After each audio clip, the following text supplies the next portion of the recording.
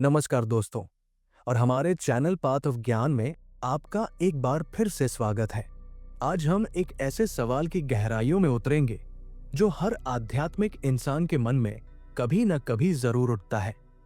ईश्वर से सच्चा दिल से प्रेम कैसे करें? इस सवाल का जवाब हम महान गुरु और योगी कथामृत के लेखक परमहंस योगानंद की शिक्षाओं से जानेंगे। उनकी अद्भुत दृष्टि हमें सिखाती है कि ईश्वर को जानने से पहले उनसे प्रेम करना क्यों जरूरी है। क्या आपको भी कभी कभी लगता है कि आपकी प्रार्थनाएं और आपका ध्यान बस एक औपचारिकता बनकर रह गए हैं? क्या आप ईश्वर से जुड़ने की पूरी कोशिश करते हैं पर बदले में सिर्फ एक खालीपन हाथ लगता है? आप ध्यान में बैठते हैं, आसन प्राणायाम करते हैं, शास्त्रों को भी पढ़ते हैं, लेकिन फिर भी वो गहरी आत्मिक शांति और खुशी महसूस नहीं होती जिसकी आपको असल में तलाश है। ऐसा लगता है मानो आप एक बंद दरवाजे को खटखटाए जा रहे हैं और अंदर से कोई जवाब ही नहीं आ रहा। अगर आपके साथ ऐसा होता है तो यकीन मानिए आप अकेले नहीं हैं। ये एक आम चुनौती है जिससे लगभग हर आध्यात्मिक यात्री गुजरता है। आपकी साधना में कोई कमी नहीं है, कमी बस उस एक चीज की है जो किसी भी साधना में जान डाल देती है, और वो है प्रेम। हमें से ज्यादातर लोग आध्यात्मिकता को एक तरह का टेक्निकल काम समझ लेते हैं। हमें लगता है कि अगर हम सही संख्या में मंत्र जपेंगे, सही तरीके से ध्यान करेंगे या कुछ खास नियमों का पालन करेंगे तो हमें ईश्वर मिल जाएंगे। हम अपनी साधना को एक चेकलिस्ट की तरह पूरा करते हैं।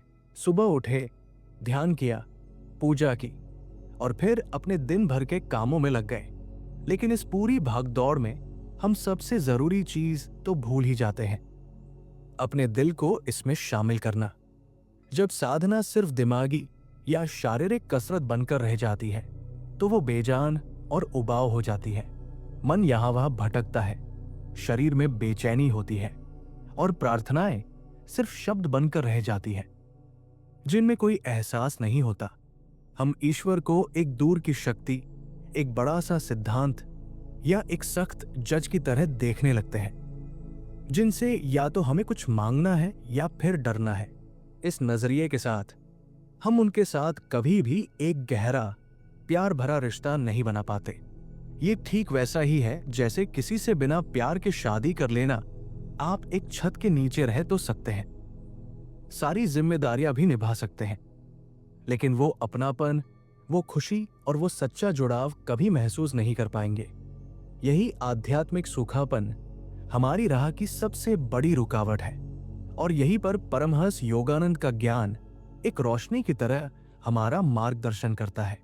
योगानंद जी, जिन्हें पश्चिम में योग के जनक के रूप में जाना जाता है, उन्होंने लाखों लोगों को क्रिया योग का विज्ञान सिखाया, लेकिन उनकी शिक्षाओं का असली सार सिर्फ तकनीक में नहीं बल्कि दिल के भाव में छिपा है। उन्होंने सिखाया कि ईश्वर से हमारा रिश्ता तर्क या रीति रिवाजों पर नहीं बल्कि प्रेम पर आधारित होना चाहिए। परमहंस योगानंद ने एक बहुत ही क्रांतिकारी पर उतनी ही सरल बात कही। ईश्वर को जानने की कोशिश करने से पहले उनसे प्रेम करना सीखो। उन्होंने समझाया कि दिल से निकला सच्चा प्रेम ही वो चाबी है जो आपकी साधना को एक सूखी रस्म से बदलकर एक आनंद भरे मिलन में बदल सकती है। वे कहते थे कि सबसे बड़ा रोमांस तो दिव्य रोमांस है। ईश्वर प्रेमी है और हमारी आत्माएं प्रिया, और जब आत्मा ब्रह्मांड के सबसे महान प्रेमी से मिलती है तब एक ऐसा रोमांस शुरू होता है जो कभी खत्म नहीं होता। ये प्रेम कोई मामूली एहसास नहीं है, ये वो शक्ति है जो हमारी चेतना को फैलाती है और हमें उस दिव्य मौजूदगी के लिए जगाती है जो हमारे अंदर और चारों ओर हर पल मौजूद है। तो आखिर इस प्रेम में ऐसी क्या खास बात है? ये इतना शक्तिशाली क्यों है? योगानंद की शिक्षाओं के मुताबिक इसके कई गहरे कारण हैं। पहला, प्रेम हर दीवार को गिरा देता है। हमारे और ईश्वर के बीच सबसे बड़ी दीवार हमारे अपने अहंकार की है। ये मैं और मेरा का भाव। अहंकार ही शक, बेचैनी, डर और आलोचना को जन्म देता है। जब हम सिर्फ बुद्धि के बल पर ईश्वर को समझना चाहते हैं तो हमारा अहंकार हमेशा बीच में आ जाता है। वो सवाल करता है, तर्क करता है और सबूत मांगता है। लेकिन प्रेम तर्क से परे है। जैसे एक मां अपने बच्चे से बिना किसी शर्त के प्यार करती है, ठीक वैसे ही जब हम ईश्वर के लिए प्रेम जगाते हैं तो हमारा अहंकार पिघलने लगता है। प्रेम की गर्मी में शक और डर टिक ही नहीं सकते। ये उन सभी मानसिक दीवारों को तोड़ देता है जो हमने अपने और परमात्मा के बीच खड़ी कर रखी है। दूसरा, प्रेम ईश्वर के साथ एक पर्सनल रिश्ता बनाता है। योगानंद जी ने हमें ईश्वर को अपने सबसे करीबी और प्यारे रिश्तों में देखने के लिए प्रोत्साहित किया। आप उन्हें एक दयालु पिता, एक ममतामयी मां, एक सबसे अच्छे दोस्त या एक शाश्वत प्रेमी के रूप में देख सकते हैं। जब आप ईश्वर को दिव्य मां कहकर पुकारते हैं तो उस रिश्ते में तुरंत एक मिठास और अपनापन आ जाता है। आप उनसे वैसे ही बात कर सकते हैं जैसे आप अपनी मां से करते हैं। अपने डर, अपनी उम्मीदें, अपनी कमजोरियां, सब कुछ उनके साथ बांटते हुए। योगानंद जी कहते थे, ईश्वर से कहें, मैं अपनी कमजोरियों को जानता हूं, लेकिन प्रभु वे सब आपकी हैं, क्योंकि आपने ही तो मुझे बनाया है।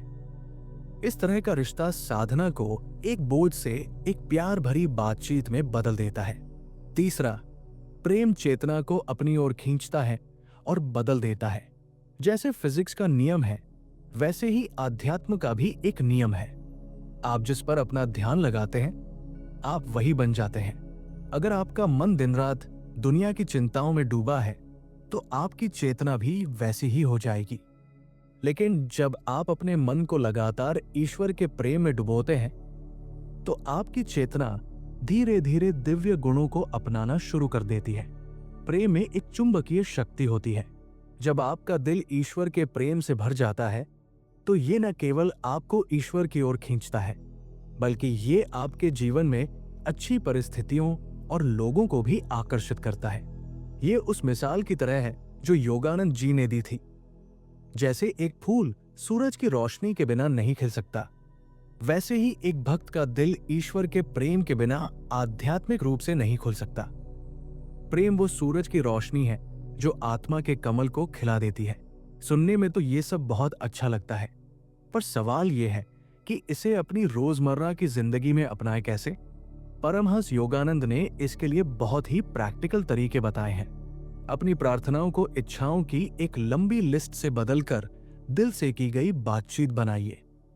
दिन में कई बार बस एक पल के लिए रुके, अपनी आंखें बंद करें और अपने दिल में ईश्वर को पुकारें। उनसे कहें, हे दिव्य मां, मैं तुमसे प्यार करता हूं, या हे मेरे प्यारे दोस्त, आज मेरे साथ रहना, या बस शुक्रिया। इन छोटे छोटे पलों को अपनी आदत बना ले।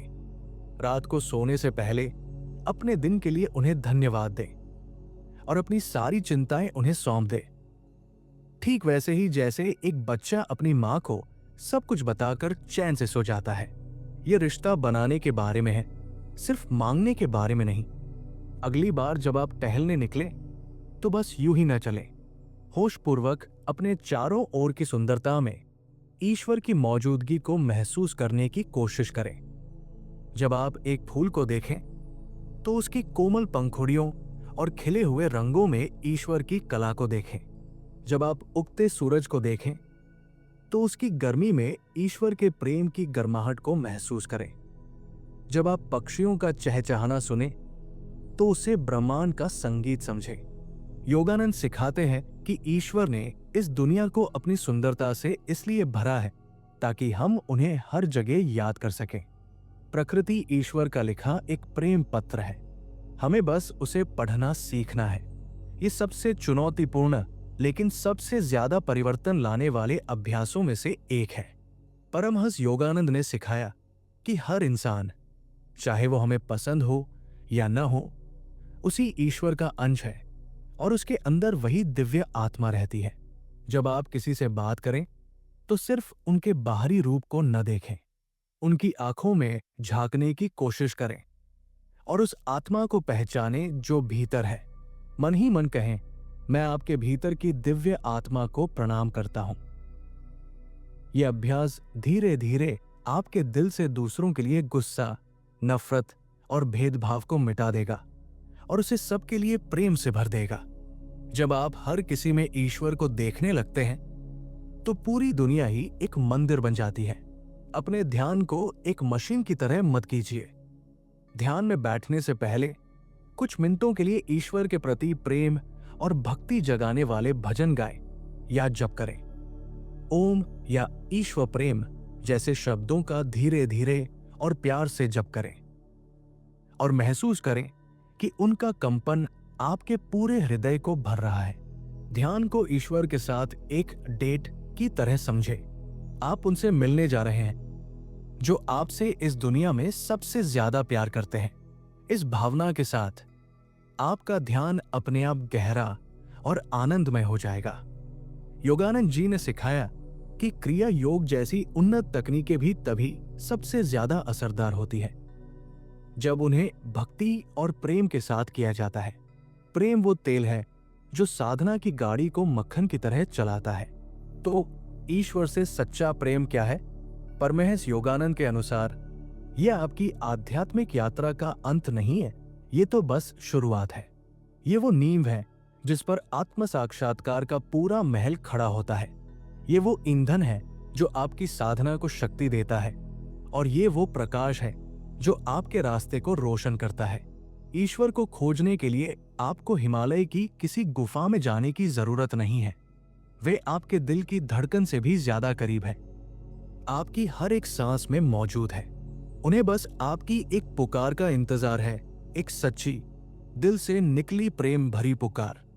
जब प्रेम इतना गहरा हो जाए कि प्रेमी और प्रिय का, मैं और तू का फर्क ही मिट जाए और केवल वही रह जाए, वही सच्चा योग है, वही असली मिलन है। आज से ही अपनी साधना में प्रेम को पहली जगह दें। अपनी प्रार्थनाओं में एहसास भरें, अपने ध्यान में भक्ति लाएं और अपने हर दिन के जीवन में हर जगह और हर किसी में ईश्वर की मौजूदगी को महसूस करने की कोशिश करें। और फिर देखिए कैसे आपका आध्यात्मिक जीवन एक ऐसी गहराई, एक ऐसे अर्थ और एक ऐसे आनंद से भर जाता है जिसकी आपने कभी कल्पना भी नहीं की होगी। आप ईश्वर से अपने प्रेम का इजहार कैसे करते हैं? आपकी अपनी यात्रा में कौन सा तरीका सबसे ज्यादा मददगार रहा है? अपने विचार और अनुभव नीचे कमेंट्स में हमारे साथ जरूर साझा करें। आपका एक अनुभव किसी और के लिए प्रेरणा बन सकता है।